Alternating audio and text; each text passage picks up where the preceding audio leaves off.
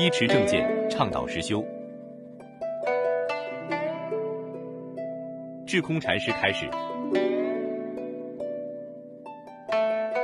弘化的问题。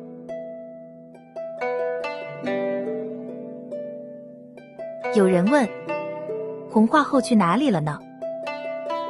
怎么会弘化？智空禅师开示：弘化据说有7种自在，弘化者可以成就一种报身，可以持续不间断地救度众生等等，是大成就以后的表征。弘化后心色一如，隐显自在，无所不在，是一种即色即空的存在。那怎么达到弘化的成就？观心到极致，观到心色一如时，色身自然会弘化。至于为什么会有红身的问题，我所知道的是，因为肉体是粗分的5大，精神系统有一个细分的5大。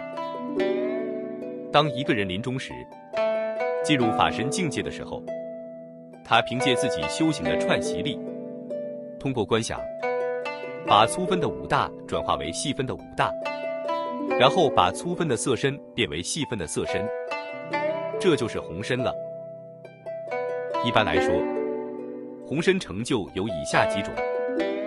第一种，最究竟的成就，他的身体都没有了，他的身体全部转变为一种红身。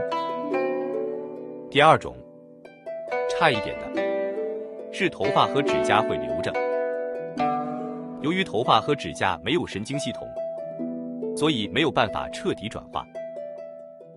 第三种，再差一点的，身体会慢慢缩小，缩小到不同大小，这也是红身成就的一种。红身的成就和证悟的大小有时候不一定成正比，有些大菩萨救度众生多，灌顶多，泄的密多，有时众生的业气和染缘影响到他，导致他没有办法成就红身。比如释迦牟尼佛没有示现为红身，你说释迦牟尼佛成就大不大？然而红身的成就者，地道功德就一定高吗？